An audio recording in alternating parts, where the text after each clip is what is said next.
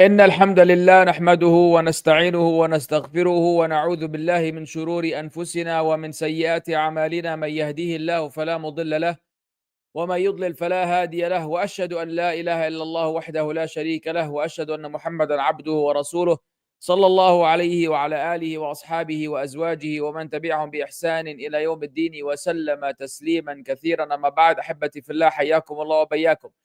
We continue with the 42nd hadith of the Al-Arba'een An-Nawawiyyah, and it's the hadith of من رأى منكم منكرا فليغيره بيده until the end of the hadith. We had stopped at this particular statement of the Sharh of Shaykh Muhammed bin Saalih bin Uthaymeen alayhi rahmatullah. وهل قوله صلى الله عليه وسلم فليغيره بيده على إطلاقه بمعنى أنه مع القدرة يغير على كل حال، مع القدرة عفوا أنه مع القدرة يغير على كل حال. Is the statement of the Prophet sallallahu alaihi wasallam, let him change it with his hand, is it to be understood unrestrictedly? Is it unrestricted? Meaning, as long as there's an ability, then no matter what the situation is, you must change it with your hand? Al-jawabu la. La. The answer is no. إذا خاف في ذلك فتنة فلا يغير. If he fears because of that some sort of fitna, some sort of trial, some sort of issue, conflict of any sort, then he should not change. He should not change the munkar. لأن المفاسد يدرأ أعلاها بأدناها. This is a very important principle, brothers and sisters. Bismillah. Because al-mafasid, harms, the higher or the greater harm is always removed by the lower harm. Meaning we avoid the greater harm by doing the lesser harm. If it's inevitable that we have two harms and one harm is greater than the other harm, and there's no escape from the commitment of one of these two harms, we will always opt for committing the lesser of the two harms or the lesser of the two evils. Are we clear? Understanding this principle will help you navigate through a lot of the conflicts that happen within your family, within your neighbors, within your colleagues at work, within the general da'wah, the social media platforms, and so on and so forth. Understanding that if I'm going to be in one of two predicaments, I will always opt for the one that still is evil, but is the lesser of two evils, one it's unavoidable. كما لو كان يرى منكرا يحصل من بعد الأمراء. Subhanallah.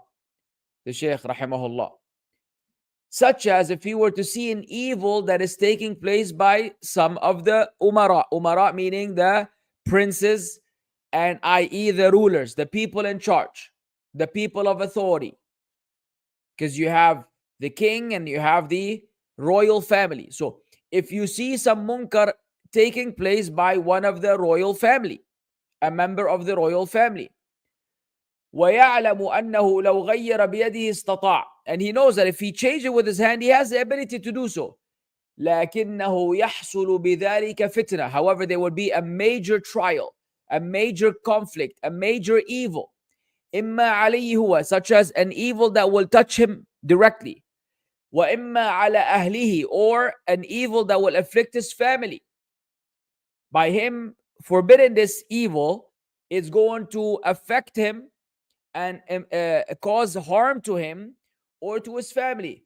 وَإِمَّا عَلَى قُرَنَائِهِ مِمَّنْ يُشَارِكُونَهُ فِي الدَّعْوَةِ وَالْأَمْرِ بِالْمَعْرُوفِ وَالنَّهْيِ عَنِ الْمُنكَرِ, or even it's an evil that might afflict his colleagues, his companions who assist him in his call to Islam and in joining the good and forbidding the evil. فَهُنَا نَقُول, here we will say, إِذَا خِفْتَ فِتْنَةً فَلَا تُغَيِّرْ. If you're afraid of a fitna that will afflict you or your family or people involved in da'wah with you, do not change the evil. لقوله تعالى, because Allah Azza wa Jalla says in the Quran, Surah Al-An'am, وَلَا تَسُبُّوا الَّذِينَ يَدْعُونَ مِن دُونِ اللَّهِ فَيَسُبُّوا اللَّهَ عَدْوًا بِغَيْرِ عِلْمٍ. Do not verbally abuse those who they call besides Allah, lest they curse Allah out of enmity without knowledge. So here you learn a very important principle that today the emotional Muslims do not understand, because they're not people of knowledge and they're not people who are interested in acquiring knowledge. What differentiates us from those other people is that we are actually learning from the scholars those subject matters. We're actually going through the process of acquiring ilm. We're not just doing reaction videos all the time and just ranting and yapping all the time and commenting on everything that's happening all the time. It's cool if this is some 10-15% of the da'wah, no problem. It's a little change of mood, a change of approach, no problem. But the core of the da'wah should be dissemination of knowledge. And when we learn from the scholars, we are able, when we do reaction videos, when we do speak on social media, at least we're speaking from the guidance of Islam, from the guidance provided by knowledge, foundational, principled knowledge. Not my opinion, I think, I believe, what I like, what I dislike. I'm emotionally outraged about this issue and that issue. No, we don't let that dictate our analysis of any given subject matter. You see the difference? So you should praise Allah that He enabled us and enabled you to be a person that is actually learning what the scholars have to say about the Sharh of this hadith. This is a very important principle about the ruler and the people in charge. That's why the Khawarij, they go crazy. Anytime something happens in a Muslim country, they go wild. They go wild in highlighting it, even though those same events have been happening in their countries year after year, right? It's part of their lifestyle. But once it happens here, it becomes the highlight and the big deal. And they want you to comment on it. They start itching. Why don't you speak about, this event on that place? Why don't you speak about this thing in that country? They're itching. They're dying. They want you to speak up. They want you to publicly criticize it. What exactly is the benefit of the public criticism? Nothing. In reality, me or this brother or that brother, if we were to speak about it, it's going to change absolutely nothing in reality.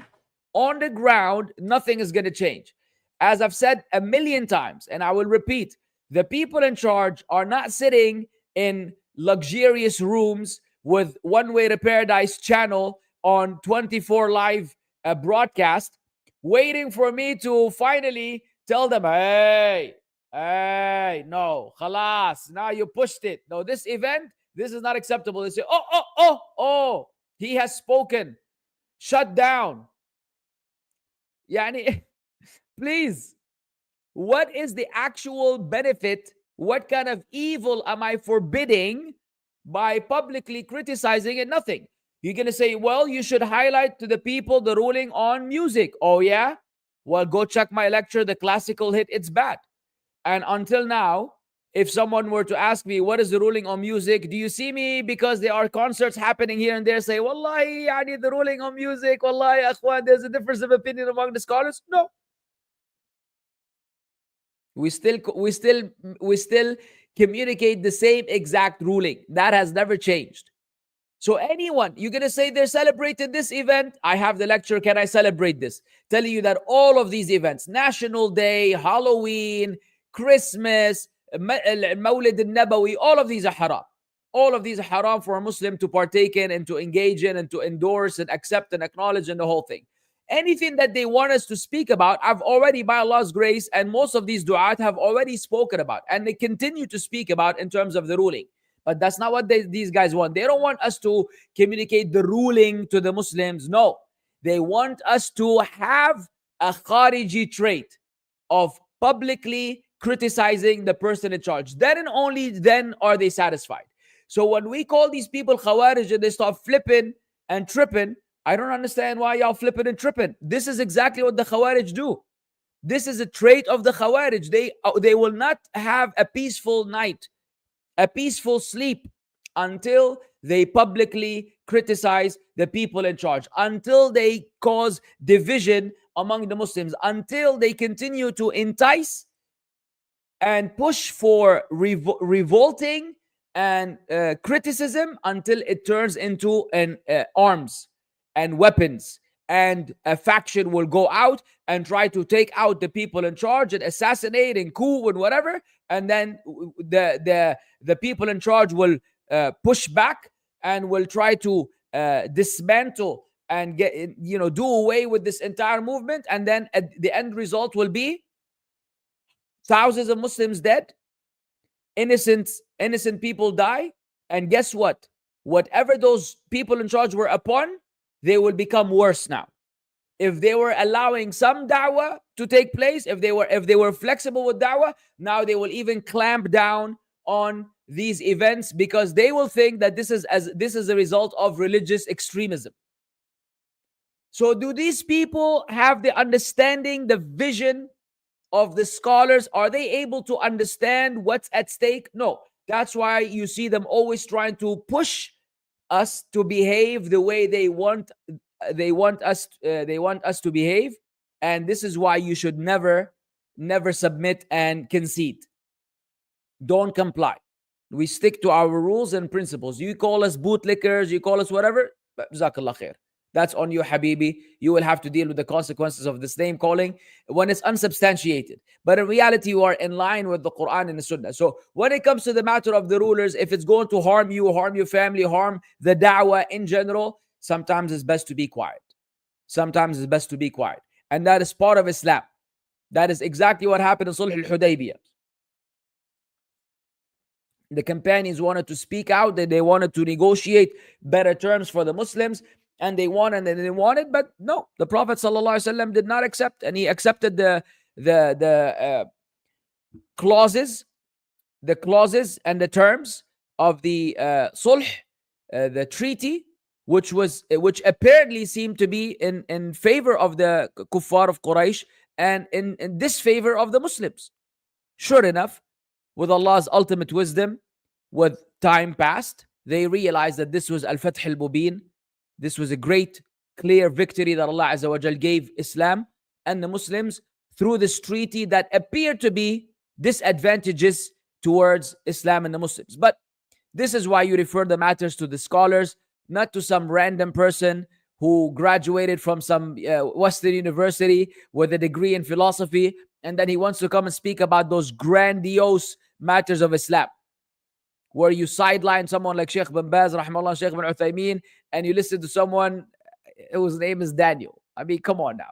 Brothers, please, have mercy on your souls, man. Have mercy on your souls and learn from where do you eat al-katif, from where do you eat the shoulder of the camel.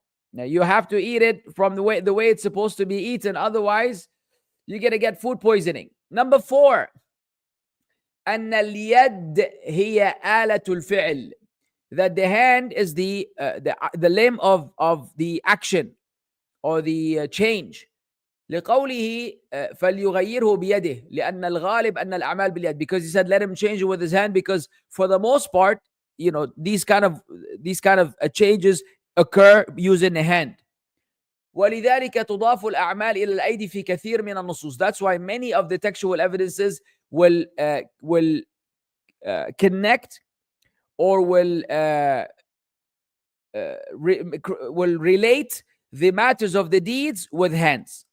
مثل قوله فبما كسبت أيديكم, as in ayah ظهر الفساد في البر والبحر بما كسبت أيدي الناس. That's one ayah. Here بما كسبت أيديكم. So because of what your hands have earned, even though you might use something else. The Shaykh said والمراد بما كسبتم بأيديكم أو أرجلكم أو أعينكم بأيديكم أو أرجلكم أو أعينكم أو أذانكم. Even though you might have acquired this evil with your hands, with your legs, with your eyes, with your ears, it doesn't matter. But the hands are being used because of the most common usage is the hands. Number 5, أنه ليس في الدين من حرج, that there's no hardship and difficulty in our religion. وأن الوجوب مشروط بالاستطاعة, and that the obligation, something becomes obligatory, or the obligation of a matter is contingent upon ability. Bismillah. Is contingent or is conditional to ability, meaning no ability, no obligation. Ability, then obligation. لقوله فإن لم يستطع فبلسانه, because the Prophet عليه الصلاة والسلام said, if he's unable, then with his tongue. وهذه قاعدة عامة في الشريعة. This is now a general foundational principle in our legislation. قال الله تعالى فاتقوا الله ما استطعتم. Then fear Allah as much as you can. وقال عز وجل لا يكلف الله نفسا إلا وسعها. Allah does not burden a soul beyond its scope. وقال النبي صلى الله عليه وسلم, حديث صحيح مسلم, ما نهيتكم عنه فاجتنبوه. Whatever I forbid you, then stay away from it explicitly and completely. وما أمرتكم به فأتوا منه ما استطعتم. As for that which I have commanded you, then fulfill of that whatever you're able to. وهذا داخل في الإطار العام أن الدين يسر. This all of this idea falls under the general principle of the religion being a religion of ease. Our religion is the religion of ease, versus the Jews, who are extremely particular about certain matters in the religion and they have absolutely no flexibility, and versus the Christians who reach the point of ease and facilitation where they don't have any religion anymore in the first place. Everything goes for Christians. There is technically no haram. Even the things that were haram in the Bible, they've also made those halal. Whether it is shirk, whether it is consumption of swine, whether it is consumption of alcohol, whether it is circumcision, the fact that they are obligated to be circumcised, they've violated all of those. So the Muslims are on the middle path, al-wasatiyah. Number 6, أن الإنسان إذا لم يستطع أن يغير باليد ولا باللسان فليغير بالقلب.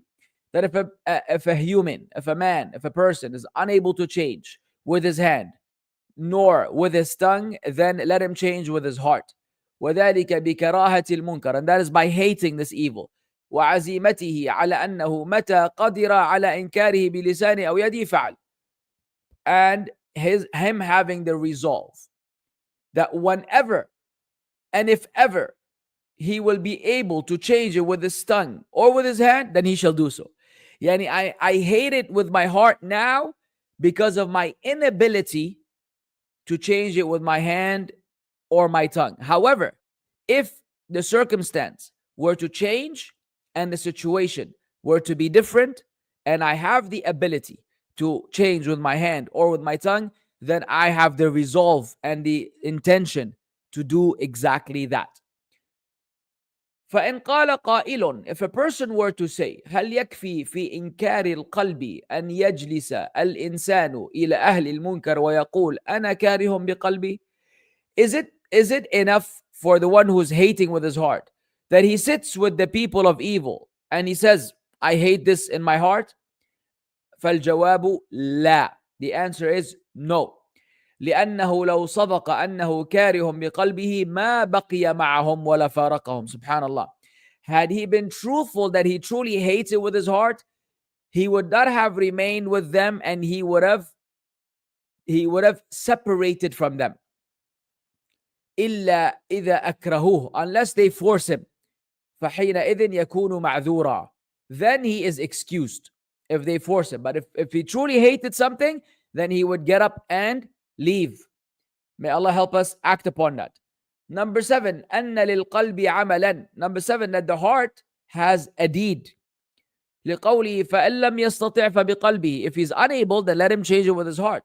عطفا على قوله. This is in conjunction with the statement of the Prophet عليه الصلاة والسلام, فليغيره بيده. Let him change it with his hand. وهو كذلك, and it is such. So that your heart also has a amal. There's an action and an expectation associated with the heart. It's not only the limbs, it's not only the hands and the tongue. فالقلب له قول وله عمل. So the heart has a statement and has a deed. قوله عقيدته. The statement of the heart, it's your creed. وعمله حركته بنية أو رجاء أو خوف أو غير ذلك. As for the actions of the heart, then it is your niyyah, it is your hope, it is your fear, or other than that. Number 8, أن الإيمان عمل ونية. That iman is built upon two pillars, action and an intention. لأن النبي صلى الله عليه وسلم جعل هذه المراتب من الإيمان.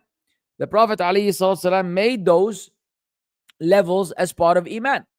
والتغيير باليد عمل وباللسان عمل وبالقلب نية. For example, changing with the hand is an action, changing with the tongue is an action, changing with the heart is an intention. وهو كذلك, and it is such. فالإيمان يشمل جميع الأعمال. Iman encompasses all types of deeds. وليس خاصا بالعقيدة فقط, and it is not restricted to عقيدة, belief, creed only. لقول النبي صلى الله عليه وسلم, very important hadith, because of the statement of the Prophet عليه الصلاة والسلام, and this hadith is in سبق تخريجه. الإيمان بضع وسبعون شعبة. بسم الله. I love this hadith, subhanallah. It's one of the first ahadith I think I learned when I became Muslim. One of the first ahadith I learned when I became Muslim and I started understanding the Aqeedah of Al-Sunnah wal Jama'ah was this particular hadith. Iman is 70 some branches. Iman is made up of around 70 something branches. أو قال وستون شعبة, or 60 some branches. أعلاها, the highest aspect of Iman, قول لا إله إلا الله, is the uttering of the statement, there's no deity worthy of worship except Allah. وأدناها, and the lowest and the least part of Iman, the least of those 70 some or 60 some branches, إماطة الأذى عن الطريق, is removing harm from the pathway, removing harm from people's way, removing harm from the street. This includes if you see a nail or a screw in the middle of the street, and you know that if a car were to run over, it will have they will have a flat tire. So you remove that from the way. You see a rock in the way, somebody might hit it and it might hit some bystander or some pedestrian. You remove it from the way. You're walking, you see some trash, a banana peel. You remove it from anything that will harm people's way. You removing it is an act of iman. And you might be praying tahajjud your entire life, and Allah does not accept it from you because you're doing it to show off to your family or to show off to the people, or you pray tahajjud at night and then you speak about it the next day and what have you, and Allah will not accept any of your qiyamul layl. But one time you remove something from people's way for the sake of Allah and you enter Jannah with that deed. You understand? The deed that you look down the least upon could be the deed that will save you. You might say, Abu Mussab, you're tripping, Habibi. Where are you getting this information from? Why you cannot speak about the deen without knowledge? Oh, this is extreme. You're going to tell me that someone prayed tahajjud for 40 years, every night, 3-4 hours at night praying, and Allah will not accept their deeds in spite of the virtue of Qiyamul Layl. But removing a nail from people's way is going to be it? Yeah, well, maybe you don't know about the hadith of the prostitute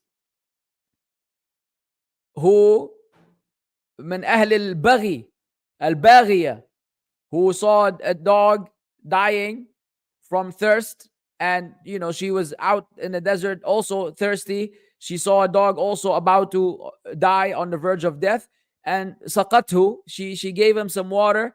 فغفر الله لها, Allah forgave her, even though she was a prostitute selling her body and engaging in zina and adultery day in and day out.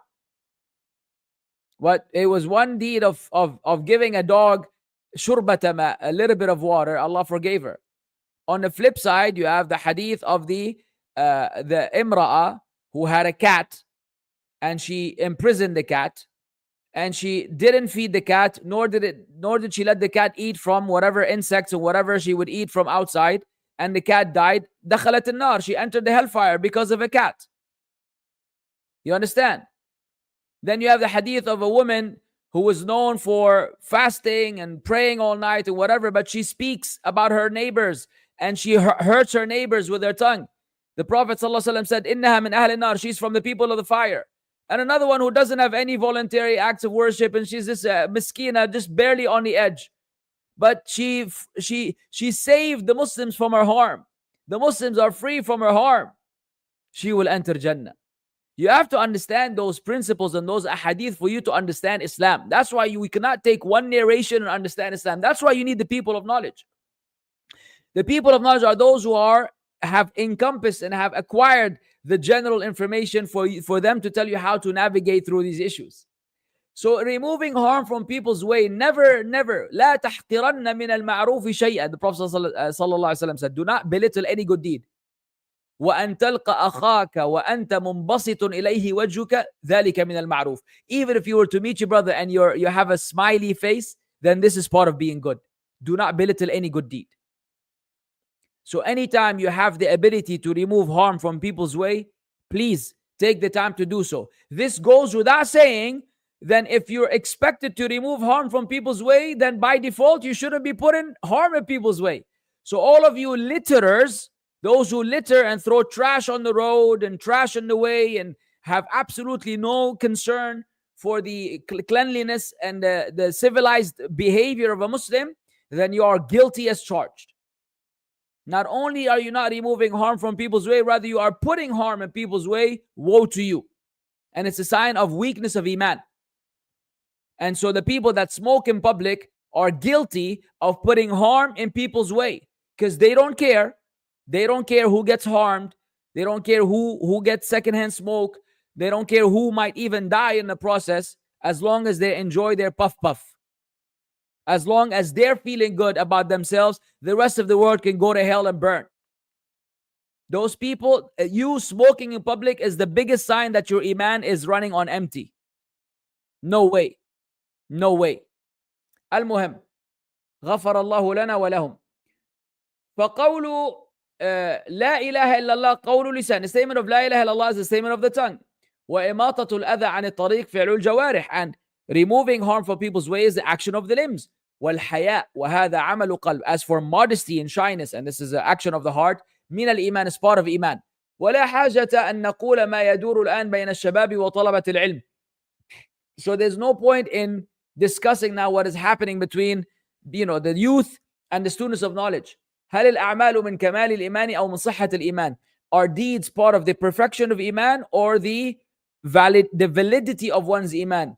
فهذا السؤال لا داعي له. This question, there's no reason for it in the first place. أي أن إنسان يسألك ويقول هل الأعمال شرط لكمال الإيمان أو شرط صحة الإيمان? The first one to ask you, deeds, are they a condition? They have to be there for my iman to be complete or for my iman to be even acceptable or valid? نقول له, we say to him, الصحابة رضي الله عنهم أشرف منك وأعلم منك وأحرص منك على الخير. The Sahaba, may Allah be pleased with them, are more honorable than you, are more knowledgeable than you, and are more keen than you are upon goodness. ولم يسألوا الرسول صلى الله عليه وسلم هذا السؤال إذن يسعك ما وسعهم. الله أكبر. And they did not ask the Prophet صلى الله عليه وسلم this question. So what suffices them should suffice you. What suffices them should suffice you. إذن دل الدليل على أن العمل يخرج به الإنسان من الإسلام صار يخرج به الإنسان من الإسلام صار شرطا لصحة الإيمان. So the evidence suggests that the deed which a person exits Islam because of it becomes a condition for the validity of iman. وإذا دل دليل على أنه لا يخرج صار شرطا لكمال الإيمان وانتهى الموضوع. And if the evidence suggests that it does not take him outside the folds of Islam, then this deed becomes a condition for the perfection of iman. Meaning, if that thing which you're speaking about, if you don't do it, it means you don't have iman, your iman is not sound. So that means that act in and of itself is in reference to the absence of iman from its presence.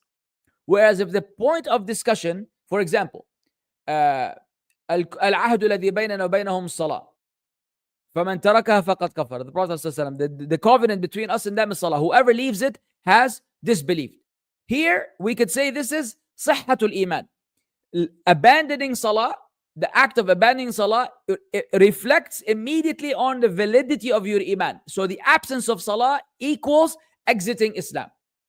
Whereas the hadith, لا يؤمن أحدكم حتى يحب لأخيه ما يحب لنفسه. None of you shall truly believe until he loves for his brother what he loves for himself. This is kamalul iman. Meaning, if you don't love for your brother what you love for yourself, doesn't mean that you no longer have iman. It's not صحة iman. Your iman is still valid, but you don't have the kamalul iman, the perfection of iman. I hope it's clear, inshallah. أما أن تحاول الأخذ والرد والنزاع ثم من خالفك قلت هذا مرجع. As for you trying to take and refute and argue, and whoever opposes you say هذا مرجع, this is a person who's falling into irja, meaning a person who does not يعني people who are passive about passing takfir. ومن وافقك رضيت عنه, and whoever agrees with you, you become pleased with him. وإن زاد قلت هذا من الخوارج وهذا غير صحيح. And if he adds, you say these are from the Khawarij and this is not correct, the Shaykh said. فلذلك مشورتي لطلاب العلم أن يدعوا البحث في هذا الموضوع. So my advice to the students of knowledge, to the shabab and the students of knowledge, to abandon the discussion on the subject matter. وأن نقول, and now we say, ما جعله الله تعالى ورسوله صلى الله عليه وسلم شرطا لصحة الإيمان وبقاؤه فهو شرط. Whatever Allah and His Messenger alayhi had made a condition for the validity of one's iman, then we leave it as a condition. It must be there. وما لا فلا ونحسم الموضوع. If not, then no, and this is how we conclude this particular discussion. فإن قال قائل, if a person were to say, قوله فليغيره بيده, هل هذا لكل إنسان? The statement of the Prophet sallallahu alaihi wasallam, let him change it with his hand. Is this for every person? فالجواب ظاهر الحديث أنه لكل إنسان رأى المنكر. The appearance of the hadith suggests that it's for every human who sees any evil. ولكن إذا رجعنا إلى القواعد العامة, but if we go back to the general principles, رأينا أنه ليس عاما لكل إنسان في مثل عصرنا هذا. We see that it's not open and general for every person, especially in our times nowadays. لأننا لو قلنا بذلك لكان كل إنسان يرى شيئا يعتقده منكرا يذهب ويغيره وقد لا يكون منكرا فتحصل الفوضى بين الناس. Because that way, which is what is happening today. This is exactly what's happening today. Because that way, if everybody saw what he believes to be munkar, and then he proceeded to go and change it, even though this thing is actually probably not even a munkar, then this will cause chaos among the people. And that is exactly what's happening today on social media. Everybody has 2 cents. Everybody wants to weigh in. Everybody is an analyst. Everybody is a mufti. Everybody is a sheikh. Everybody is a scholar. Everybody is a caller to Islam. Everybody is a public speaker. Even the commentators. The commentators are the funniest people on the planet. They come on people's channel and they criticize them for criticizing others. So it's okay for them to criticize. And their problem with you, what they're criticizing you for, is that you criticize someone else. How is it that it's okay for you to criticize me for criticizing others? If criticizing others was bad, then why are you criticizing me? Oh, you thought it was justified? You thought that you had a very good reason to criticize me? I had the same very good reason to criticize the person that I criticized. So you cannot have both. You cannot have the cake and eat it, as they say. You cannot have both. If you want to stick to your principles that no one should be criticized, then do me a favor, don't criticize me on my channel. And don't criticize anybody on their channel. Once you've allowed yourself to criticize us, then you should also allow us to criticize others. And if so, end of discussion. But it's because this is what the Shaykh was warning against. You open the door, everybody's going to come and say, well, you're not worth the shoe of ex-Shaykh that they love. MashaAllah, tabarakallah. MashaAllah, Mawlana Shaykh. Fatawa left and right to analysis, to decisions, to judgment. Wallah, if you were the qadi in a court, we will all be executed. Because we're all munafiq, Zionist, zindiq, rats. It's chaos. It's confusion and chaos. Not everybody has to speak. Not everybody has to speak, especially spectators. Spectators are best to be observers. You remain what you are, a spectator. Assess, listen, and make the dua that the Prophet ﷺ taught us to make. اللهم رب جبرائيل وميكائيل وإسرافيل أنت تحكم بين عبادك فيما كانوا فيه يختلفون اهدني لما اختلف فيه من الحق بإذنك إنك تهدي من تشاء إلى صراط مستقيم. That's what you're supposed to be doing. You see this chaos in the da'wah scene? You get confused. Who's right, who's wrong? Make dua to Allah Jalla Jalaluhu to guide you. As for you to butt in and add fuel to the fire is not exactly wise. Not unless you are learned. If you learn it and you're also doing your part of enjoying the good, forbidding the evil, or you're defending the honor of your brother like some of you do on the channel, may Allah bless you, then that's completely fine. Al-Muhim, the Shaykh said, نعم راعي البيت يستطيع أن يغير بيده. The shepherd of the house, the one in charge of the house, is able to change with his hand. لأنه هو راعي البيت. He's the person in charge of the house. كما أن راعي الرعية الأكبر أو من دونه يستطيع أن يغير باليد. Such as the one who is the راعي الرعية الأكبر, the one in charge of a country, for example, and whoever is beneath him, they have the ability to change with their hand. They could tell you, do this, don't do that. وَلْيُعْلَمْ أَنَّ الْمَرَاتِبَ ثَلَاث. Let it be known that the levels or the maratib are three. دعوة, أمر, تغيير, invitation, command, change. فالدعوة أن يقوم الداعي في المساجد وفي أي مكان يجمع الناس ويبين لهم الشر ويحذرهم منه ويبين لهم الخير ويرغبهم فيه. The first is da'wah. The caller to Islam in the masajid or any place, he gathers the people and he stands and he highlights to them evil and he warns them against it, and he highlights for them the khair, and he encourages them to engage in it. This is the first. This is da'wah. Number two, والآمر بالمعروف والنهي عن المنكر هو الذي يأمر الناس ويقول افعلوا أو ينهاهم ويقول لا تفعلوا ففيه نوع إمرة. The Amir, the commander of the good, the forbidder of the evil, who commands the people and he says do this, or he forbids them, don't do that. And this has a type of a commandment or leadership.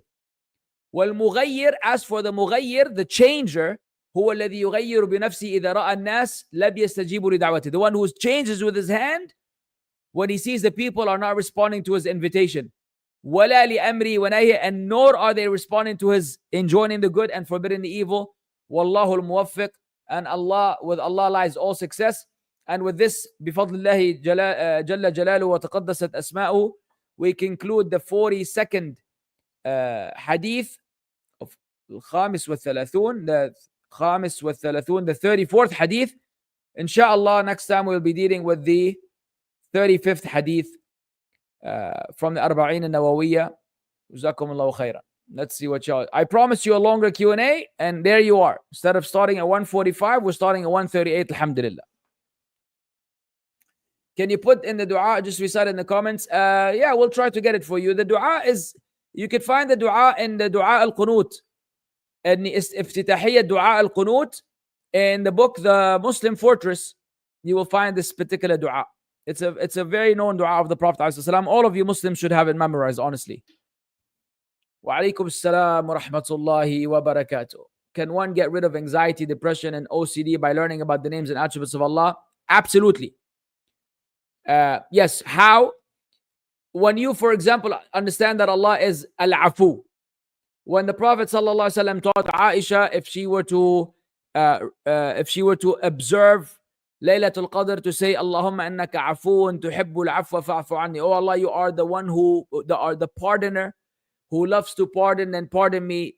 If you understood that Allah is the forgiver, the merciful, the pardoner, then you will understand that your OCD and you repeating the wudu for 10-15 minutes, or staying in the bathroom for 2 hours, cleaning yourself over and over again, is not something that Islam requires of you. And that Allah pardons and Allah is merciful to us. And what you're doing is torturing yourself. You're torturing yourself.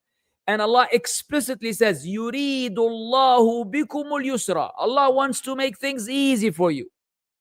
وَلَا يُرِيدُ بِكُمُ الْعُسْرَ. Allah does not want to make things hard for you. So once you make the deen hard, then you have not understood Allah's names and attributes. Now,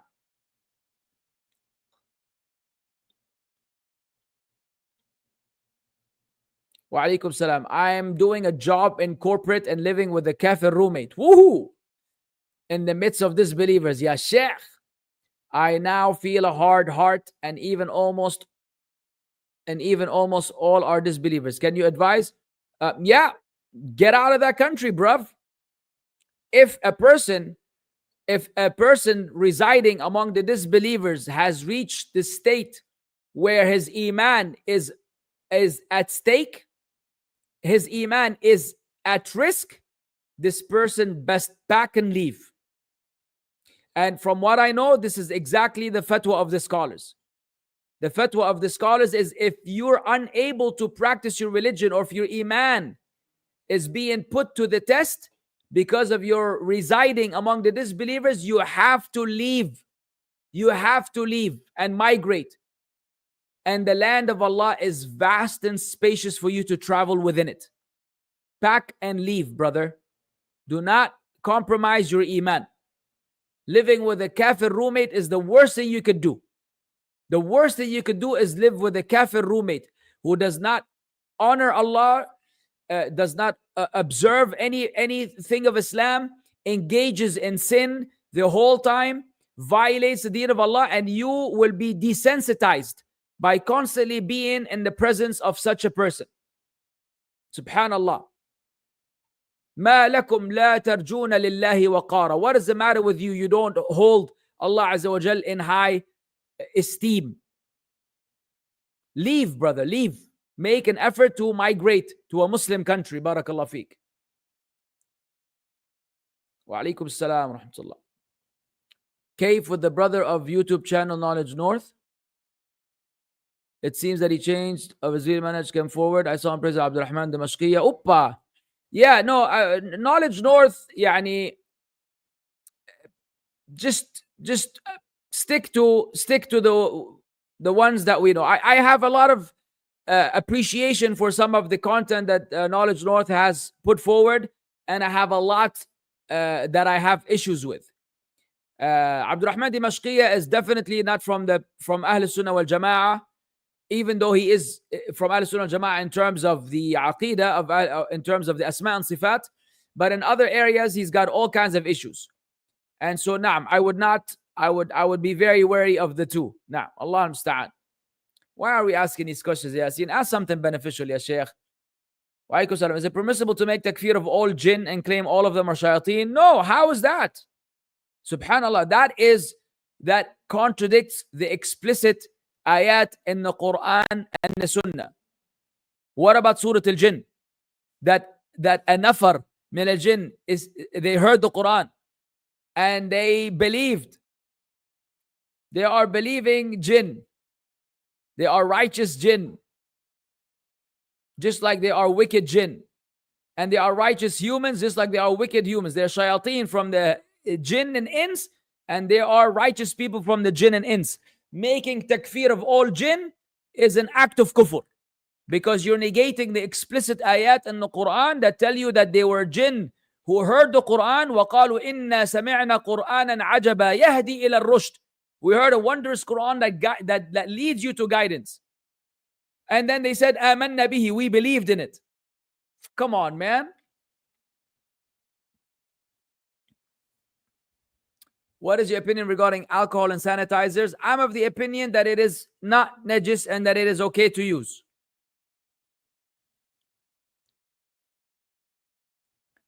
Wa alaikum salam. Is it true on the Day of Judgment, when the veil revealing the rewards of actions is lifted, people will not see any action with greater reward than dhikr? Then some people will feel regret and say there was nothing easier for us doing dhikr. I've come across something like this, but I don't know the authenticity of this particular concept. I've heard it somewhere, but I don't know whether this is based on a sound hadith or not. Allahu a'lam. If I'm praying if I'm praying, sometimes you pray once, sometimes you pray twice, in a public area, and a non-Muslim doesn't know what I'm doing, repeatedly tries to get my attention, can I make some kind of gestures to them to wait, or what should I do? Yes, of course you can make a gesture. In fact, if you were praying and a Muslim said Salamu Alaikum, it's from the Sunnah to say you return the salam with your hand. If a person enters the masjid and you're engaged in salah and he gives you salam, you return the salam with the hand gesture, as it is proven from the Prophet alayhi salatu salam. So if somebody is trying to get your attention, you could make a hand gesture to let them chill out, chill out. Just wait.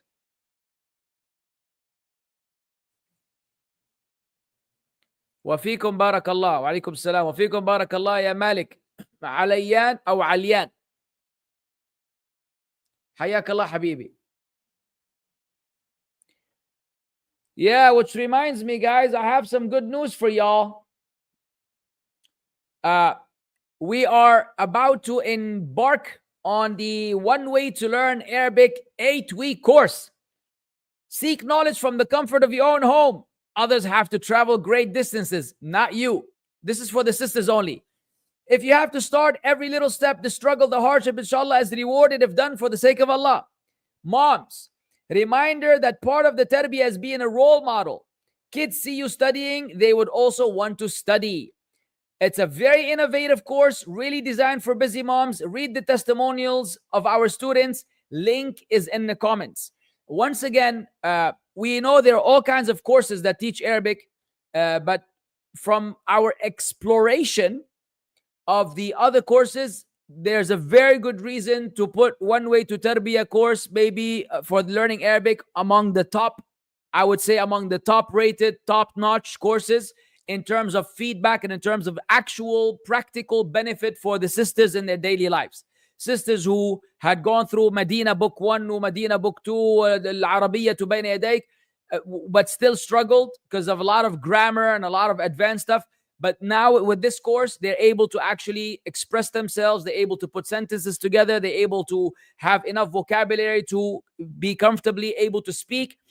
So there's a lot. I know the brothers are going to be sad right now, and you're going to start tripping and say, oh, what about the brothers? Yes, you're right. We are working on something for the brothers. Inshallah ta'ala, in the near future, bi'idhnillah, or in the far future. But for now, the sisters have the edge in this regard, because it's always easier for the sisters to learn online. And for us brothers, we are always able to go physically to an institute. So some of you who are tripping, try to also find, for the brothers, try to find something in your area. A Shaykh, alim, some institute where you can learn Al-Lugha Al-Arabiyyah. But still, we at One Way to Paradise, we will be working on something for the brothers, inshallah. So don't be too upset. Aywa. Next. Wa alaikum salam wa rahmatullah. What is the tree of Zaqqum? The tree of Zaqqum is mentioned, I believe, in a couple of occasions in the Quran. One of them is in Surah Al-Waqi'ah, no? And one of them is Surah Al-Saffat. Al-Muhim, شجرة الزقوم is a tree تنبت في أصل الجحيم طلعها كأنه رؤوس الشياطين. As Allah described it, it erects from the asl, from the foundation of the Jahim, and its fruits are like the heads of the devils. So it is a tree that is an evil tree in Jahannam, that the evil people of Jahannam will be eating from it, wal-'iyadhu billah. They will be eating from its fruits, and it will burn their intestines and burn their internal organs, and it will burn their mouths, and it will burn everything. So that is Shajarat al-Zaqqum. It's mentioned in the Quran. And of course, you could pick up the Quran application like Quran Android, and go to the search and type Zaqqum in Arabic, Z, Qaf, Waw, Mim, and it will show you where the Zaqqum is mentioned in the Quran. From what I remember, it's in Surah Al-Saffat and in Surah Al-Waqi'ah. I could be wrong though. It could be more in other places as well. Now. Huh? Surah Al-Furqan and Safat, yeah. All right. Wa alaikum salam. Can you elaborate a little more regarding yesterday's question? Meat from a Christian country, would you be rewarded for leaving it as it is a doubtful matter? Yes. You could be, yes, you are rewarded for leaving a doubtful matter. Is it the majority opinion? I don't know, wallahi. I don't know, ya akhi. But personally, when I lived in the States, I left it alone. When I lived in the States, I was eating tuna. And I did not eat meat from restaurants. I did not even eat from restaurants that offered meat because of contamination. And even if I was, not only was I not buying whatever they were selling, if I was afraid that they will use the same knife to chop their unhalal meat and then use it for my stuff, I left that alone as well. And I didn't die. I did not die from malnutrition. We survived, and you could survive. Inshallah. Barakallah feek.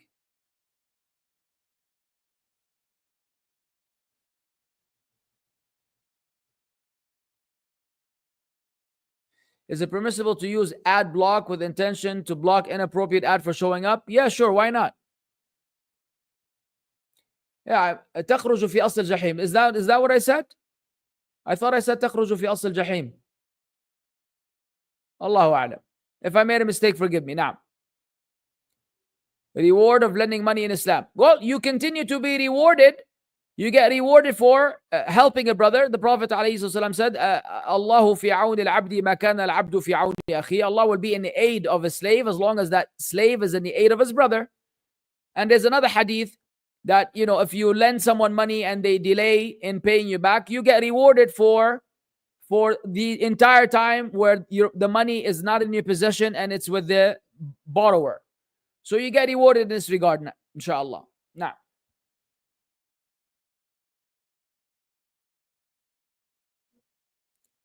how did Ibn Baz gain so much knowledge while not being able to read? Well, from what I understand, that the Shaykh rahimahullah was able to read in the beginning, and then he became blind at some point in time, like at a later stage in his life. I believe around teenage time. Before that, he was able to read, number one. Number two, he always had someone reading the books for him. And Islam is a religion of auditory. It's a religion of audio, listening. The Quran was transmitted to us through sama'. And the textual evidence is called al-adilla sam'iyya. The textual evidence meaning the audio heard of textual evidence before it is written. And so the Shaykh rahimahullah used to be keen on having someone constantly read the books for him and, be in the presence of knowledge, acquiring knowledge by means of listening to knowledge. It doesn't have to be that he read the book. Someone would read the book for him and he would listen. And as the scholars say, and as it is known, when Allah Azza wa Jal, usually when someone loses their eyesight, his other senses are enhanced and strengthened. So perhaps Allah Azza wa Jal, Allah took his vision away, but Allah replaced it with the ability to ضبط العلم, and to keep knowledge, and to preserve knowledge, and to memorize knowledge, and to disseminate knowledge, and so on and so forth.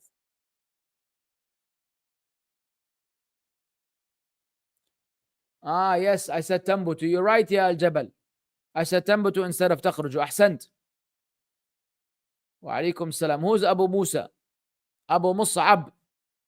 Mussab ya Ray Hassoon. Mussab is the Sahabi. Al-Sahabi al-Jalil, Mussab ibn Umair. And I named my son Mussab after Al-Sahabi al-Jalil, Mussab bin Umair. Walaysa Musa. Alayhi salam. So it's not Abu Musa, it's Abu Mussab.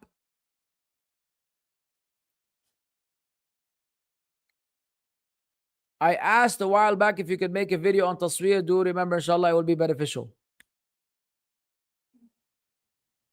Okay. Oral tradition. Yes, yeah, at Starshine. It is an oral tradition, correct. It's orally said, but heard with the ears. If people can't hear and then someone's speaking, then we're back to square one. But yeah, you could say oral tradition, no problem. Ameen ya Rab. Shukran ya akhi. Since we're getting closer to the end of the book, do you have any idea what book you will be teaching after the 40 hadith? No, I don't have any idea. I don't have any idea, but we will figure that out once we're there, inshallah. We'll probably have a poll. We'll have you guys vote, the type of halal voting, right? You're not voting for Trump or Harris. We'll vote and see what's there. We'll figure it out, inshallah. Can we put Zamzam in our body with the intention of curing us? Allahu A'lam. Wa alaikum salam. Regarding the class, would the 5 pillars be actions required for valid iman? Can you please explain this? I'm a bit confused about it. All right. The 5 pillars of Islam are not necessarily the validations of iman. Meaning, if a person were to not pay zakah, the scholars do not pass takfir on him. If a person withheld zakah, he will be held accountable by Allah. And as the Ahadeeth mentioned, that it will be the money will be turned into fire and it will burn his face and body and back. But if a person were not to pay zakah, it doesn't invalidate iman. So no, the 5 pillars are not a condition for the validity of iman. An example for the validity of iman would be, like I mentioned earlier, as-salah. So the ahadith that speak about anything that says la yu'minu ahadukum, none of you shall believe, and then it mentions some virtuous act afterwards. This is in reference to the kamalul iman, the perfection of iman. As for the validity of iman, it has to be that the person, this act negates the existence of iman altogether. Now, I hope it's clear. Ameen ya Abu Yusuf. Hayyak Allah. Allah barik feek. Wa alaikum salam. Can I pray behind someone? And is my prayer valid if he says that ruh, if he says the ruh is uncreated, and he compared to the Quran like it is uncreated? Ruh is uncreated. How is ruh uncreated? Ruh is created, and the Quran is uncreated. I don't understand what that person truly believes. But as long as you're questioning, if they're going against the Quran and the Sunnah explicitly, then pray behind someone else. Negating that the ruh is created is kufr. Because Allah Azza wa Jal explicitly says in the Quran that He created us. I don't know what is being said here. Wa feekum barakallah. Can we stop at a vowel sign when reading Quran? For example, I pronounce the kasra or the fatha even though I'm stopping on the word. No, you should not. You should not. The rules of recitation and tajweed is that when you stop, you no longer pronounce the vowel or the tashkil on that particular letter, and it turns into sukoon and silent. Naam. Wa alaikum salam. Is showing laziness and following the deen disbelief? No, it's not. Showing laziness and following the deen is lazy. Is lazy, and it's blameworthy, and it's problematic. It's a calamity, but it's not disbelief. Most people are lazy in following the deen, and the majority of Muslims are lazy in following the deen. You want to excommunicate all of them from Islam? No. Most people are lazy, like, yeah, whatever, man. Yeah, I know I'm supposed to do this, but I'm not gonna. I know this is haram, but I'm gonna do it. Nah, come on. Wa alaikum salam. I heard a Muslim da'i saying that public refuting other Muslims is a waste of time, which causes division, and then kuffar la faras, rather we advise in private. That is a false statement. Whoever said that is ignorant of the Salaf and the way of the Salaf. He's ignorant of the way of the Sahaba. He's ignorant of the way of the A'immah, especially Imam Ahmad bin Hanbal rahimahullah, who was asked about refuting people versus engaging in voluntary acts of worship. He said that refuting people is better than engaging in voluntary acts of worship, because the first, you're benefiting the Muslims, and the second, you're only benefiting yourself. So refuting other Muslims is an obligation on those who are capable. And it's a communal obligation, meaning when some people handle it, it's no longer expected of everybody. But the bare minimum is that when falsehood is being publicized, it has to be refuted. You cannot let those people go unhinged, those unhinged du'at of the gates of the hellfire, go out and speak about the deen of Allah as they wish without anyone contending and refuting and opposing them in public. And some du'at are more specialized in refutations than others. And those are the ones who will take it upon themselves to refute those deviants and those deviant ideas. Now, there are etiquettes of doing so. Yes, sometimes we fall short in following the etiquettes. I confess and admit, yes. This does not mean that you are no longer expected to refute them. And the idea that this causes division is hypocritical, because what causes division is allowing those people to mislead the Muslims. This allows these people to mislead the Muslims. That what causes division is them being able to speak unhinged and unrestrictedly without any refutations. As for the kuffar laughing at us, who cares? The kuffar laugh at Allah. The kuffar laugh at the Prophet alayhi salatu wasalam. The kuffar laugh at the hijab of the Muslim women. They laugh at polygyny. They laugh at slavery. They laughed at many teachers of Islam. Are we going to make those our object of interest and concern? To hell with the kuffar, literally. To hell with the kuffar. Let them laugh all they want. They're going to laugh a little, but then as Allah says at the end, فَالْيَوْمَ الَّذِينَ آمَنُوا مِنَ الْكُفَّارِ يَضْحَكُونَ. But today, the believers regarding the disbelievers, they will be laughing. We will have the last laugh, inshallah. We will have the last laugh. As for us, said, oh, I'm not going to refute this person so that we all look nice and cute in front of the kuffar. Oh, like a kafir is going to be like, oh, look, man, these Muslims don't refute each other online. I'm going to become Muslim. Why did you become Muslim? Wallahi, I became Muslim not because of La ilaha illallah and not because of the elements and pillars of Iman. No, no, no. I became Muslim because I didn't see a single caller to Islam refuting another caller to Islam. Wow, what a beautiful religion. Come on, bruv.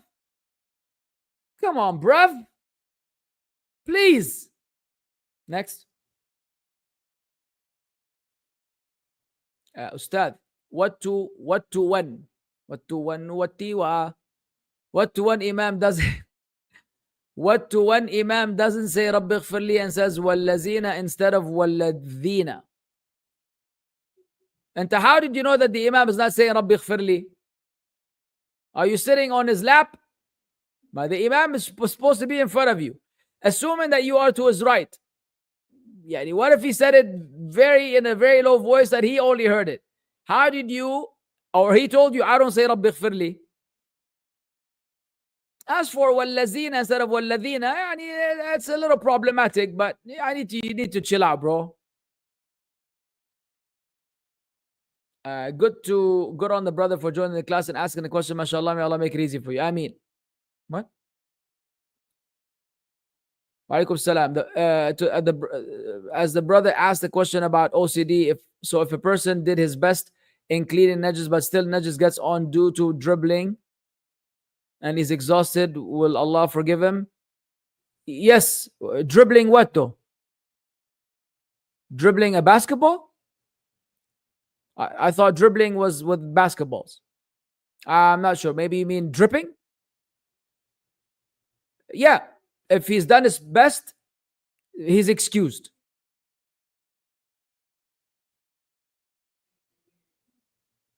Yeah, we're good? All right. Jazakumullahu khairan. Hey. In wet season, it rains pretty much every day towards Maghrib in our locality. Imam of a local Salafi masjid combines Maghrib and Isha every time it rains. Is it okay to combine every day? Absolutely. And this is an abandoned sunnah. This is an abandoned sunnah, and in my entire life, I think that one of the very few places, maybe the only other place besides in the States, where I was the imam for some time in one masjid out of nowhere, The only place where this happened was in Tim Humble's masjid. When I went to the UK, in Tim Humble's masjid, I don't know where it was, in Leicester or Leicester City or Crystal Palace, or no, that's a football club. Al-Muhim, there they actually combined Maghrib and Isha because it was raining, and I was astonished and excited because that is an abandoned sunnah. That is an abandoned sunnah. So na'am, you should, even if it's done every day. That's the sunnah. Barakallah feek. Next.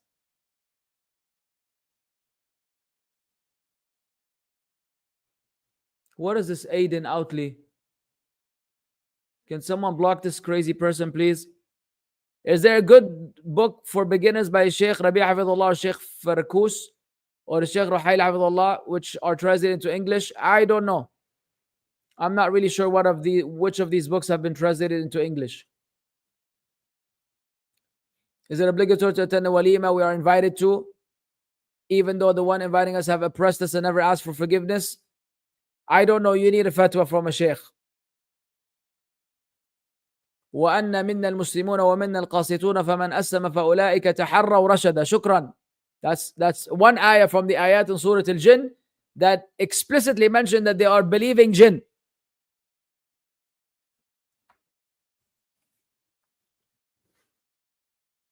Wow. He compares the ruh to the Quran by using a Quran verse where ruh is the command of Allah and he is adamant in it. The ruh is in a human body. Ya akhi, don't pray behind this person. Allah yarham ahlak. Newcastle. Good job, Ma'moon. Newcastle. What took me to Leicester City or Crystal Palace, ya Shaykh? Next thing I was going to say Liverpool and Manchester City. إيش هذا? Move this weird question. قُلِ الْرُوحُ مِنْ أَمْرِ رَبِّي, meaning from the command of the Lord be, and it is. It doesn't mean that it is uncreated. إيش هذا?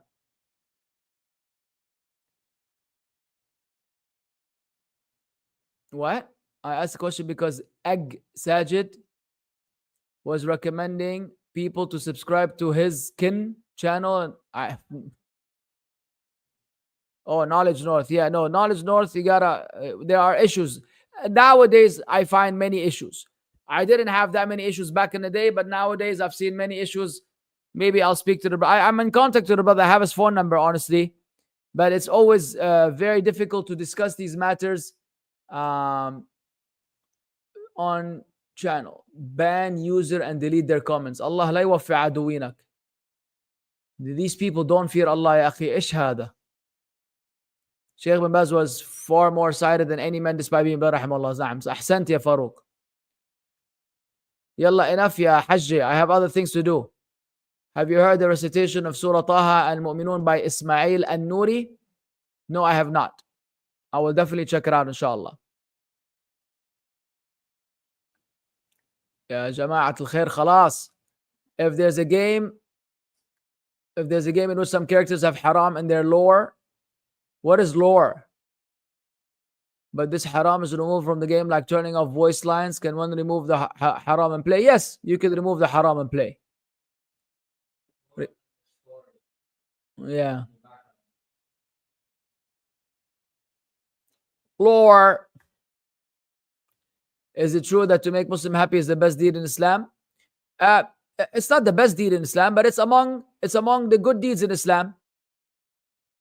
And I believe it was Ibn Abbas who said, لأن أمشي مع أخي لقضاء حاجته أحب إلي من الاعتكاف في هذا المسجد 40 يوما or something along these lines. Ibn Abbas said, for me to walk with my brother to fulfill his need is more beloved to me than doing i'tikaf, restricting myself in the masjid of the Prophet ﷺ for 40 days. There's an athar of this nature referred to Ibn Abbas, showing you the importance and the benefit of making a Muslim happy. أي نعم والله أعلم. طيب, that's enough. خلاص طخنت. Manar is an exception, one of the loyal subscribers of the channel. If on the day of judgment our good deeds outweigh our bad deeds, will we still be punished for the bad deeds we committed? No. If the good deeds outweigh the bad deeds, then you've been entitled to earn the entry to paradise. Insha'Allah. Hayyakumullah. سبحانك اللهم بحمدك أشهد أن لا إله إلا أنت أستغفرك وأتوب إليك. السلام عليكم ورحمة الله وبركاته.